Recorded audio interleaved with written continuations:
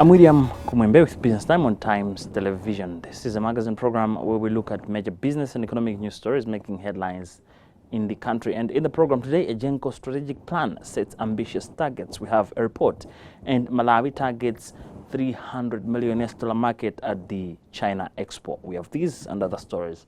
Stay tuned.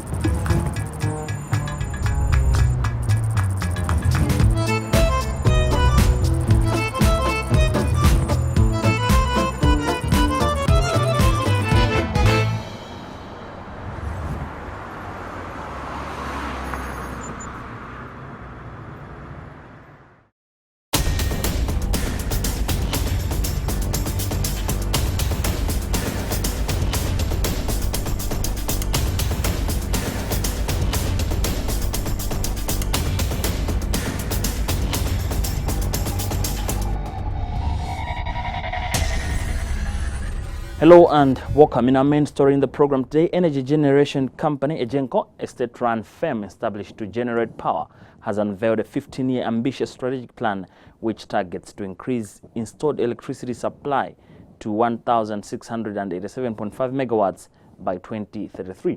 This comes as Malawi, where less than 12% of the population has access to electricity with an installed capacity of 367.37 megawatts, the lack of reliable power supply is a major constraint to business and economic growth. We have the detail in this report written in our studios by Sarah Makondetsa. Malawian firms consistently cite weakness in the electricity sector as one of the major obstacles in doing business. When power cuts out, big firms must either shut down or increase the cost of production by using fewer generators. Speaking on Thursday evening in Blantyre during the unveiling of the strategic plan that will run from 2018 to 2033, Egenco board chairperson Lloyd Muhara said the plan would see the country diversifying to use of clean energy. That is why I was, if you heard me speaking, I was calling upon the management to make sure that they use the strategic plan as if it was their Bible, so that they refer to it at every point as they execute their duties as generators of power in Malawi, so that they don't forget what they have committed to do in the strategic plan. Egenco has not been able to generate power to its maximum capacity due to dwindling water levels in Lake Malawi, as hydropower remains Malawi's major source of electricity. To diversify sourcing, Soil Electricity Supplying Company, Electricity Supply Corporation of Malawi, has been engaging independent power producers, IPPs, to generate electricity in the areas of hydro, solar, wind and diesel. To date, 20 power purchase agreements have been signed between Eskom and the IPPs. On his part, Egenco Chief Executive Officer William Leabunya said development of the strategic plan gives a strong foothold in the liberalized electricity market in the country. He said the plan bridges the divide between Egenco's installed capacity of 367.37 megawatts and the 2018 projected 529 megawatts. Some of the issues mainly is how we can diversify our power sources, because as you are aware, 90% of our power comes from hydro, and every climatic conditions that adversely affects our power, and therefore for the sustainability of our operations and for the sustainability of power generation as a company to the nation, we need to diversify our power. So that is the main gist of our strategic plan, that we should find alternative sources that we can invest in and continue to grow our generation capacity, but at the same time also sustain our supply. So we're looking at increasing our capacity, but that increase should not only be on hydro. We should look at other sources of power. 4 focus areas have been branded as key in the blueprint, which includes customers, stakeholders, corporate image, revenue generation, and financial stewardship. Egenco, the main generator of electricity in the country, came into being after unbundling of Eskom and is mandated to generate and sell power predominantly to the single buyer. The Tanzanian port authorities have asked local businesses to use the Dar es Salaam port when importing and exporting merchandise. Tanzania Port Authority's Director of Marketing, Francisca Maundi, was speaking in Lilongwe on Wednesday during an interface with local business captains. The interface follows a visit by Tanzanian President John Magufuli in April, which revealed that there was underutilization of Dar es Salaam as port by landlocked Malawi. Taonga Sabola has the whole story. The interface followed a visit by Tanzania President John Magufuli in April this year, which revealed that there was underutilization of the Dar es Salaam port by landlocked Malawi. Muyindi said the Northern Corridor, also known as Tazara Corridor, provides an efficient and cost-effective route for Malawi. You might recall in April, that was on the 24th, April up to 25th this year, our Excellencies, the President of Tanzania, Dr. John Pombe Joseph Magufuli, and His Excellency, the President of Malawi, our President paid a state visit to the Republic of Malawi, and during that time, a need for revitalizing the utilization of the port of Dar es Salaam was noted, and both the presidents gave directives, which one of them was the need for the Tanzanian and the Malawian stakeholders to join hands and make sure that the utilization of the port of Dar es Salaam is increased.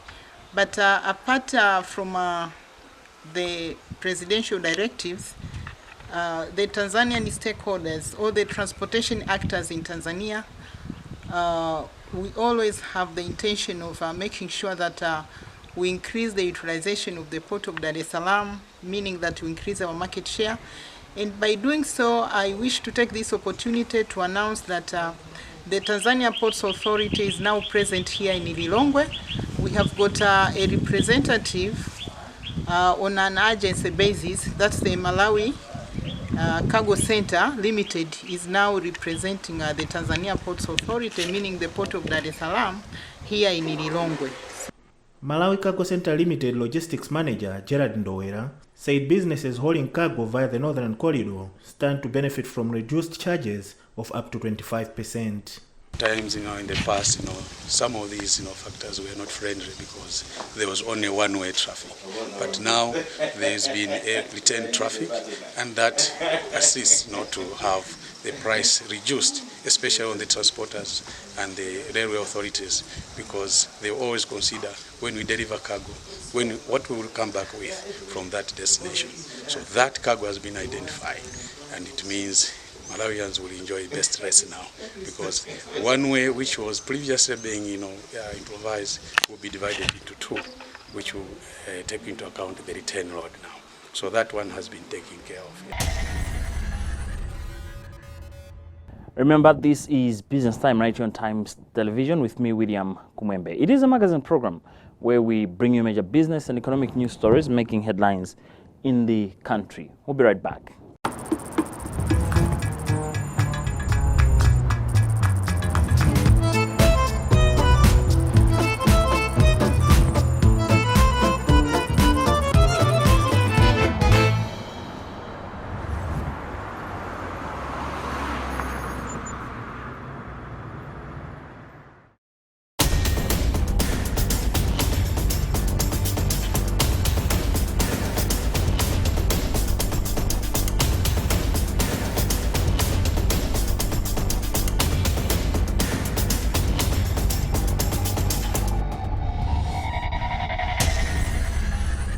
Welcome back. The Ministry of Labour, Skills and Innovation has said it has embarked on an exercise to overhaul the country's technical, entrepreneurial, vocational and education and training system to enable it meet the demands of the industry. The development comes at a time when there were glaring gaps between the needs of industry and curriculum of technical colleges. We have the whole story in this report. Speaking during a TVETA stakeholders meeting in Lilongwe on Thursday, Director of Technical and Vocational Training in the Ministry of Labour, Skills and Innovation, Obre Matemba, said technology is moving at a supersonic speed. Therefore, the need for Malawi to produce graduates that respond to the demands of the labour market. Yeah, it is true. Government is overhauling the system because you are aware that the technology is changing And therefore, as a government, we would want to produce our learners, our graduates who are able to address the current needs of the labor market. There are a number of changes. One area is the management of the training institutions, public technical colleges. We are also changing our legal documents, the TVET Act and the TVET policy. We are also looking at our recruitment system, the way we recruit our students. We want to ensure that our recruitment is all-inclusive. It doesn't leave one interested learner or interested child is left out. We have seen that the world over, technology is changing, and therefore Malawi we don't want to be left out as a country. So we have had complaints from industry, from employers to say our graduates are not addressing their requirements, they are not meeting their needs. Therefore, as the ministry responsible for skills development in the country, would want to ensure that our graduates in the TVET institutions are able to meet the needs of the industry. EU Social Sector and Infrastructure Team Leader Virginie Laflotige underscored the need for all stakeholders to give their input in the reform process. The key message is that we need the inputs of everything to make this system improve, both the public sector, through the government, through TVETA, through each and every technical school, and we also need the input of the private sector, which is the companies of Malawi, organized in associations or otherwise. We need to know what exactly they need, what type of skills they want us to develop. And I think that this is the key message, is that TVET cannot develop, cannot become relevant if we do not have inputs from both the public and the private sector in partnership. Now, Malawi has reiterated its ambitious target of generating over $300 million worth of export orders and market at the ongoing 2019 International Horticulture Expo in Beijing, China. The exhibition started on April 29 and will run to October 7, 2019. On Wednesday, Malawi was offered a spot to share its culture and heritage to other exhibitors through what is called Malawi Day. Chimwemwe Mangazi is there and now reports. We're here at the 2019 Beijing Horticulture Expo, where various countries are showcasing their culture and products, and Malawi is part of those, and a number of private sector players have been here to showcase their products, because this expo started in April and is expected to conclude in October. And to hear more on what Malawi is offering here, we have Delibe Chimbalo, who is the Public Relations Manager for the Malawi Investment and Trade Center. Malawi is one of the countries that is participating in the 2019 International Horticulture Expo, which is happening in Beijing, China. The expo started in April 2019 and is expected to end on the 7th of October 2019. One of the activities that have been lined up for all the participating countries is they are being given a chance to showcase their various opportunities, as well as also the culture, which they are calling it National Days. And on top of that, we have also prepared a number of opportunities which we'd like to present in terms of investment and also trade. There are a number of investment opportunities that Malawi has in various sectors, including agriculture, tourism, manufacturing, energy, as well as agro-processing. So we would like also to take the opportunity for this to showcase these investment opportunities. From what Chimbalo is saying, the expectation is that participation in this expo will enhance Malawi's exports, but also tourism activities, because we expect that the people that have seen what Malawi is offering will be able to make decisions to visit Malawi, and that Malawi will gain more from that. Now, in other business news, car dealer Toyota Malawi has touted efficiency of its Hino brand, rating it as ideal for the local logistical market. The Hino brand is expanding its footprints on the African market. Toyota Malawi has since reiterated its commitment to providing a range of products and services ideal for the market. Sharon Chira reports. Toyota Malawi Managing Director Kennedy Kabaye said the tour has got the necessary response they needed. The purpose of this cross-country is basically to raise awareness of our truck side of the business, which is Hino products. And we just wanted our customers to appreciate that we can package their truck solution through our Hino products. Kabaye ensured that they are prepared to fulfill the customers' needs. We will listen to the customer and check what their product applicability is, what they want to use the product for. Then we can package it to suit align it to their business. And if you talk about the economy, yes, if it's the client is say not ready to invest now, obviously we will structure a deal with the customer. Then they can plan how they can structure the investment to invest into Hino trucks. Because yes, some clients might not be ready to put the Hino in their fleet, but we can work on a plan when they will be able to put the Hino in the fleet. And also we can look at how we can finance. We can structure a finance package with our partners for at least the customer not to feel the impact at once, then to be spread out in months. Toyota Malawi National Sales and Marketing Manager Newton Kasilili Kamlawa said the trucks also present a cost-effective means for the clients. Well, the cost-effective because we have an in-house training.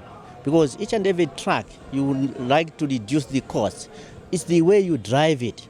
So we'll be able to take through all the drivers through that training so that at least they don't unnecessary wear and tear and even fuel saving. That's why we got the training which also cover the eco-driving. Well, most of them will be any company which does transportation. We do, as I mentioned earlier on, we do vans, refrigeration, so all companies which are in logistics. You talk of courier companies, they are in it for it anyway. Then we also have mobile clinics for the NGOs. They are in for it for a Hino. So each and every company, as long as they are in logistics, we can provide them with a Hino truck. He added that the trucks are eco-friendly and so far over 150 are being serviced in Malawi. Well, with that story, we've also come to the end of today's edition of the program, Business Time, right here on Times Television, a magazine program where we look at major business and economic news stories making headlines in the country. On behalf of the entire production team, my name is William Kumwembe, but always remember, if it doesn't make money, it doesn't make sense.